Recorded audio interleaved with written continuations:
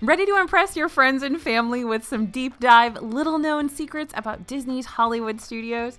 We've got the facts you haven't heard of before. I mean, legit, I hadn't heard of a lot of these before. Right here on DFB Guide.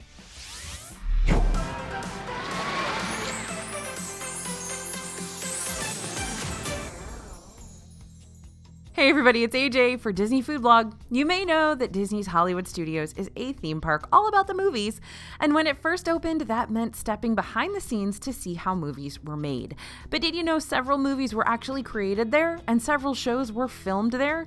And what about stepping inside the movies? Did you know you can fly the Millennium Falcon with Chewbacca if you press the right buttons? We're covering some truly hidden secrets of Hollywood Studios today, so let's get started. First up, Hollywood Studios actually started as an Epcot pavilion. Well, the concept did anyway. When the idea of a movie set themed experience was first pitched, it was intended to be a single pavilion in Epcot. The front of Epcot Future World would have included a fully functional production studio as an arts pavilion. The initial plans also talked about a Great Movie Moments ride with animatronics from classic films. Of course, that would become the Great Movie Ride. This retro look at Hollywood didn't fit too well with the forward-thinking aspect of Epcot's future world, but the idea was popular and was later developed into the standalone theme park we know of today, or at least that we knew of back then in '89 when it was MGM. Number 2, those movies produced in the park. Well, the theme park kept the concept of a functional production studio. In fact, several films were actually made there. Before the park even opened, Ernest Saves Christmas was filmed with the park as its main set location. The park was also home to an on-site animation studio. Mulan, Brother Bear, and Lilo and Stitch were all fully produced in the park. In 2004, Disney's Florida animation department was closed. But several shows were also produced in the park, including the all-new Mickey Mouse Club from the 90s. And yes, I'm old because I totally remember watching that. Well, I'm not actually old, but I probably am old to a lot of you. Okay, number 3, the original icon. Hollywood Studios has undergone some identity changes over the years, and that includes a changing park icon, or weenie, as Walt used to call them. The Earful Tower was the first park icon. It was inspired by the water towers often found on studio backlots and featured Mickey ears on top. In 2001, Disney added Mickey's sorcerer's hat right in front of the Chinese theater, and that became the official park icon until it was taken down in 2015. The Earful Tower remained in place, though not the park's weenie, until 2016 when it was removed to build Toy Story Land. There's a replica of the tower in Disneyland Paris at Walt Disney Studios Park, and today the Chinese theater stands as the park's icon, but it kind of doesn't. Tower of Terror sort of stands as the park's icon, so it's kind of up for grabs. All right, number 4, Audrey Hepburn's handprints. Now, Disney was actually the first to ask Audrey Hepburn for her handprints, and right in front of the Chinese theater is the only place you're going to find them anywhere in the world. Grauman's Chinese Theater tried to ask afterward, and she refused. Now, another non-official park icon is the Tower of Terror, like I said. Is it the official? I don't know. I'm going to have to look that up. This thing is huge. There's no way you can miss it, and you can even see it from Epcot. But Imagineers have made sure it blends in with the buildings in the Morocco Pavilion, so it doesn't look bizarrely out of place when you do look at it from across the World Showcase Lagoon. We've talked to you about this before. You can go check it out in our Epcot Secrets video. It's super, super cool. Now, Disney made this building as large as they possibly could. It sits just under 200 feet at 199 feet. But why such a specific height? Well, at 200 feet or higher, the building would need to have a red blinking light installed to alert planes of its height. And that would kind of mess with the imposing haunted hotel vibe. So no go on the 200 feet. Now, here's an interesting point that a lot of people don't realize about Hollywood Studios.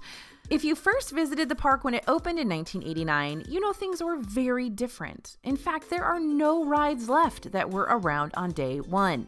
Disney's MGM Studios opened with 2 rides, the Studio Backlot Tour and the Great Movie Ride. There were also 2 TV production experience shows that let guests see what a day on set looks like and how sound effects are made, in addition to the magic of Disney animation that let guests look in on animators at work. The Great Movie Ride was the last of these original opening day attractions to close in 2017 to make way for the new Mickey and Minnie's Runaway Railway ride inside the Chinese theater.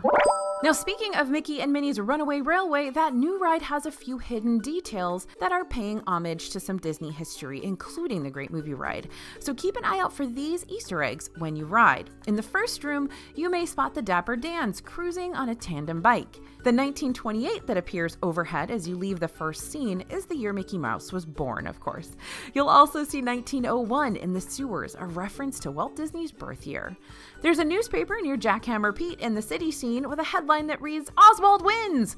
a nod to Oswald the Lucky Rabbit. Now, as you go through the water treatment plant, there is a fountain that says iWorks Waterworks, named for Disney legend Byworks. In the carnival scene, there's a poster advertising an attraction called the Great Moving Ride, and there are so many hidden Mickeys throughout the ride. This is one where you can definitely spot something new every single time you ride. Something else I think is kind of cool about the Mickey and Minnie's Runaway Railway is that so much of it is projection that I kind of hope they make seasonal versions of it. Like, it'd be fun to have a Christmas version of Mickey and Minnie's Runaway Railway and a Halloween version. Like, that'd be super cool. But shouldn't they just be able to change the projections and make that stuff? I don't know. I'll have to talk to an Imagineer. All right, another fun thing to note on a current Hollywood Studios ride, Chewie mode on the Millennium Falcon Smugglers Run.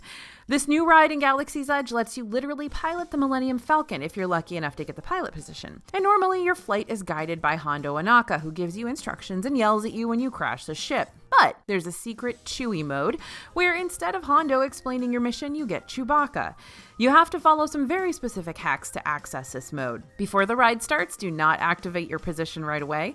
Make sure the left and right pilots push their controls to the far left or right and far up or down. Once the pilots have done that, they can push their activation button. The engineers and gunners need to hit one of the white buttons on their console before hitting the orange activation button. There are YouTube tutorials around if you need a visual explanation of this cheat code, and definitely let us know in the comments if you've done it.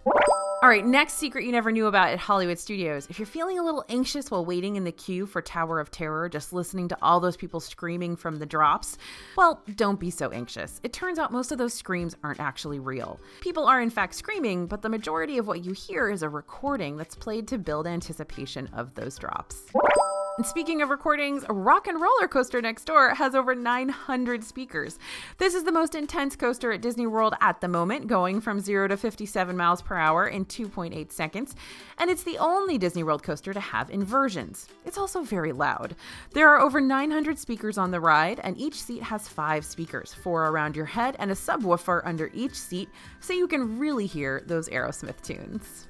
Let me know in the comments what song is your favorite. All right, number 11, different shades of paint in Galaxy's Edge. This is kind of an interesting one. Well, they're all interesting. This one really, I find to be very compelling. Galaxy's Edge is located in both Hollywood Studios in Disney World, and it's also in Disneyland, and the two versions are nearly identical. Imagineers even used different shades of paint to ensure that they really appear to be twin lands. How does that make sense? Well, since the two parks are on different latitudes and are facing different directions, the light hits different buildings differently throughout the year. California's park has an east-west orientation, while Florida's version is north-south facing. Particularly during sunrise and sunset, things look very different, so Imagineers use different colors of paint that look the same under different lighting conditions to make sure that both parks appeared as similar as possible. Now let's talk a little bit about Fantasmic next here in number 12. Fantasmic is Hollywood Studios' main nighttime show. There are fireworks, pyrotechnics, water projections, along with a massive stage production. The finale even features a steamboat carrying a whole bunch of characters. You'd think the waterway would need to be pretty deep to accommodate something like that, but it's actually only 6 feet deep at its deepest point. Closer to the stage is just 1.5 feet. The Lagoon still holds 1.9 million gallons of water. And another fun secret about this show, fun maybe not be the right word, another secret about this show that I love is affectionately called bagging the fish. During the fireworks finale, all of the characters get off the steamboat except for one. Ariel's tail makes it a little hard for her to maneuver off the boat quickly, and the water isn't deep enough for mermaids to swim. So she's covered with a protective blanket to keep her safe from the fireworks. All right, number 13, an exact replica of the Chinese Theater. Comparing the Chinese Theater in Disney World and the real-life Grauman's Chinese Theater in Los Angeles side by side, you can see these buildings are nearly visually identical. Disney Imagineers are known for serious attention to detail, and to make this replica building true to life, they used blueprints from the real Grauman's Chinese Theater. Nothing but the best for those Disney Imagineers. You still find small differences throughout the Disney World version, but for the most part, this building looks just like the original theater in LA. Now let's talk about hidden Mickeys. Did you know that the largest hidden Mickey in all of Disney World is located in front of the Chinese Theater? If you were able to look down on the park facing the entrance, you would see a giant Mickey head shape. Echo Lake is his left ear. So you're not going to be able to see this one when you're walking around the park or show it to your friends and family, but you can show them kind of this picture and then they'll see it. All right, Star Tours almost wasn't Star Wars. Many rides go through several iterations before they actually get greenlit and moved into production.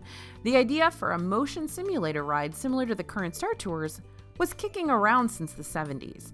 Originally, there was talk of creating a motion simulator ride around 20,000 Leagues Under the Sea. Then the ride was going to be based on the 1979 Disney film The Black Hole. The film did terribly at the box office, and the ride was scrapped until Disney's partnership with Lucasfilm. George Lucas loved the idea of a motion simulator ride to bring people to the Star Wars universe, and the ride moved into production, and the rest is history. Now let's get a little restaurant secret in there. During the golden age of Hollywood, there were several Brown Derby restaurants in the Los Angeles area. All were owned by Bob Cobb, creator of the famous Cobb salad, and Disney still uses that original recipe. And these were the it place for movie stars. All 4 of the original Brown Derby restaurants have closed, however, so the Hollywood Studios Replica restaurant is the last remaining Brown Derby restaurant in the world. Okay, number 17, your choices for lightsabers and droids are actually endless. Galaxy's Edge has 2 incredibly unique and very expensive experiences, including building your very own $199 lightsaber or $99 droid. When you build a lightsaber, you'll be able to choose between 4 different themes and then pick the pieces to build the hilt from that theme. But if you were to have access to every single piece available, there would be 120,000 possibilities for lightsaber combinations. You can sometimes buy extra pieces to swap out and change up your lightsaber hilt.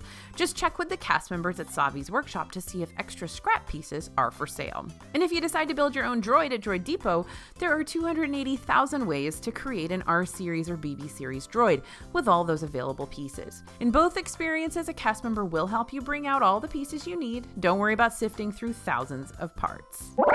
Now, another Tower of Terror secret is one I find really, really interesting. Sections of the Tower of Terror pre-show are actually pulled from archive footage of Rod Serling in the Twilight Zone, but Rod Serling passed away 20 years before the ride opened. Disney asked Rod's wife to help cast a voice actor to sound just like him. Mark Silverman created the extra audio with an incredible vocal performance and helped to bring the pre-show to life. Mark, we know you tune into some Disney YouTube shows now and again, so if you're watching, thanks for the great performance. And did you know the Tower of Terror was the first ride to have a movie based on it? Before Pirates of the Caribbean, Eddie Murphy's Haunted Mansion, and even that weird Country Bears movie with Christopher Walken, the Wonderful World of Disney released a Tower of Terror TV movie. It starred Steve Guttenberg and Kirsten Dunst, and part of the film was actually made on property at the Tower of Terror. By the way, I have a recurring dream of staying at the Tower of Terror, and it's really cool and kind of scary, and I wonder if anybody else out there has that recurring dream. Okay, number 20, hidden details in Doc Ondar's. Now, Doc Ondar's Den of Antiquities in Galaxy's Edge has a lot of prop replicas from the films. On the second floor of the shop, you'll see helmets from characters featured in Star Wars, Rebels, blasters from the original trilogy, along with a giant stuffed Wampa. The big stone bas relief you pass on the way into the shop is from Chancellor Palpatine's office in Revenge of the Sith. You can even spot the Ark of the Covenant from Indiana Jones. It's located in different places in Hollywood Studios and Disneyland. In Florida, it should be just next to the Wampa.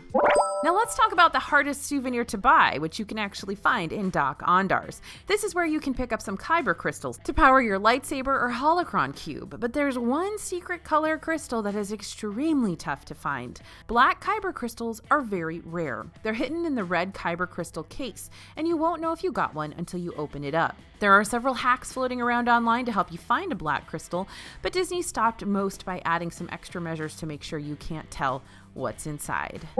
Now heading over to Toy Story Land, did you know that Andy designed Slinky Dog Dash? Well, in Toy Story Land, you're in Andy's backyard, of course, and everything there is built by him, including Slinky Dog Dash. Andy used his Dodge and Dash Mega Coaster kit to create this attraction. You can spot Andy's hand-drawn plans for this creation in the loading area of the ride. And when you're in line, take note of the price tag on Rex's toy box at the start of the Slinky Dog Dash. $11, $22, and $19.95. This is a nod to November 22nd, 1995, which is the date Toy Story released in theaters. And of course, there are more hidden dates in Toy Story Land. Pixar was founded on February 3rd, 1986, and you'll see this number in a few different places. The dominoes next to the giant Luxo ball read 2, 3, 1, 9, 8, and 6, all in a row. You can also spot this date hidden on the barcode of the Dash and Dodge Mega Coaster kit in the queue for Slinky Dog Dash. The first part of the barcode once again read 2319886, while the second part of the barcode reads 1011971, which is the opening date of Walt Disney World, October 1st, 1971. Now we've got one more Toy Story Easter egg for you. As you near the end of Slinky Dog Dash, take a look just above Wheezy, and you'll see a book titled Partly Cloudy. This is a nod to the Pixar short that was released in 2009, right before Disney's Up. Did you know all of these hidden secrets from Disney's Hollywood Studios? If you did, congrats, because I didn't even know all of them. Also, have you had the chance to find all those props hidden inside Doc-Ondars, or are you one of the lucky ones who found a black kyber crystal? This park has evolved so much since it opened in 1989, and it's always interesting for us to do these deep dives into park history and Easter eggs. And I hope you guys enjoyed it too. We've got secrets videos for all the parks, and it's always fun, even if you're not going to wow your friends and family with these facts. It's always fun to know a little bit more about the places where you're going to vacation. Thanks for listening, you guys. Thanks for watching. As always, this is AJ for Disney Food Blog, and we'll see you real soon.